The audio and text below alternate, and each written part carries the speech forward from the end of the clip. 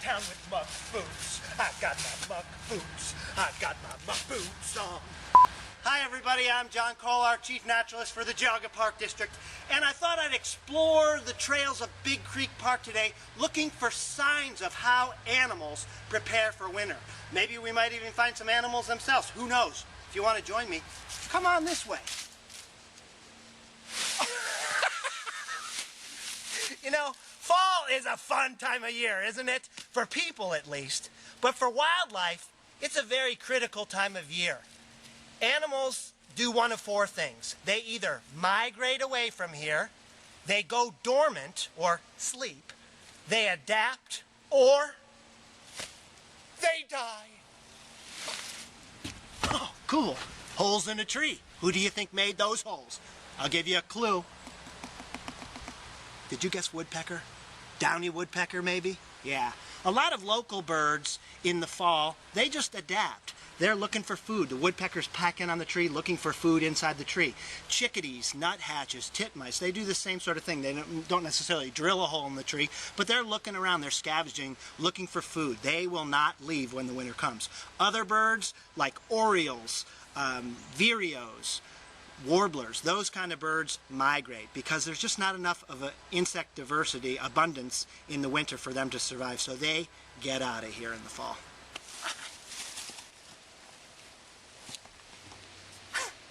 Hollow trees like this are a prime place. Animals are scouting out right this time of year. Many mammals are looking for their winter homes in the fall.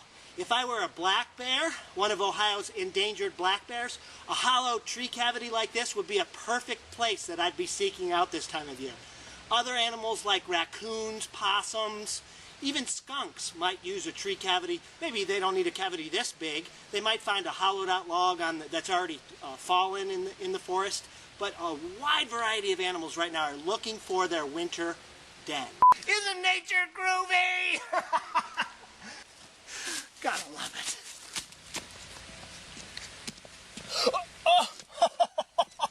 Oh, what do we have here? It looks like we have a little woolly bear. Hey, woolly bear. Ooh, bula, bula, bula, bula, bula. I love these little caterpillars. They are so cool.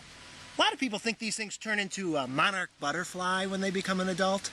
That's just a myth. They actually turn into a Isabella moth. But before they become a moth, they have to survive the winter. So what this woolly bear will do is it'll overwinter as a larva, like it is, a caterpillar, underneath the leaf litter in the forest.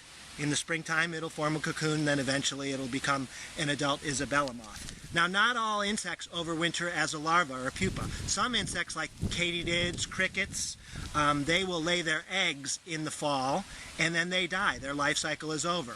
Other insects, like monarch butterflies, even some species of dragonflies, will migrate to survive the winter. So, depending on what species you are, depends on how you prepare for the winter and survive the winter, should I say.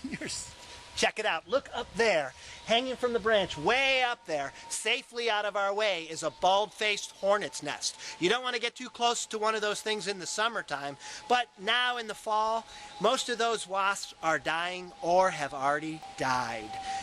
It's the queen that will survive. She'll drop out of that nest if she hasn't already done so, and she'll drop down into the leaf litter on the forest floor. That's where she'll survive the winter, only to start a new colony in the spring. In my hands, my friends, I hold the gold of the fall forest. These little things aren't really gold, but we're talking about nuts, acorns, hickory nuts, all these sorts of things, walnuts. These are so critical for mammals in the fall. Some mammals like black bear and deer, they are packing on the weight in the fall. Their goal is to gain as much weight by the winter so that, like the black bear, for example, is going to hibernate. The white-tailed deer just wants to go into the winter really, really heavy because it's going to stay awake and just adapt to the winter.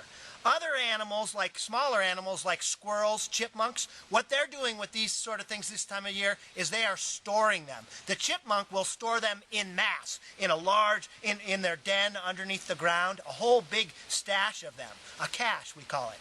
A squirrel will bury each little nut individually throughout the forest, and it doesn't really remember where it where it buries them when it goes to find them in the winter, it uses its sense of smell. Check out this amazing salamander I found underneath this log. This is called a redback salamander. It's the most common salamander in the state of Ohio. In the woods, you roll over a log in the forest, and you're likely going to find one of these things. So amphibians this time of year, like this redback salamander, are looking for a good place to overwinter. And these leaves that I'm holding in my hand as well are so critical for these animals' survival. They act like a blanket and keep them warm during the winter time. So this little guy will burrow down, not so far down below the forest floor, and then it'll be dormant through most of the winter until the spring it will wake up. Well, my friends, it looks like we've hit the end of today's trail. So little time, yet so many amazing things yet to be discovered. Challenge for you. Grab your family, grab your coat, come on out to the parks, and see what sort of things you can find preparing for winter. We'll see you next time.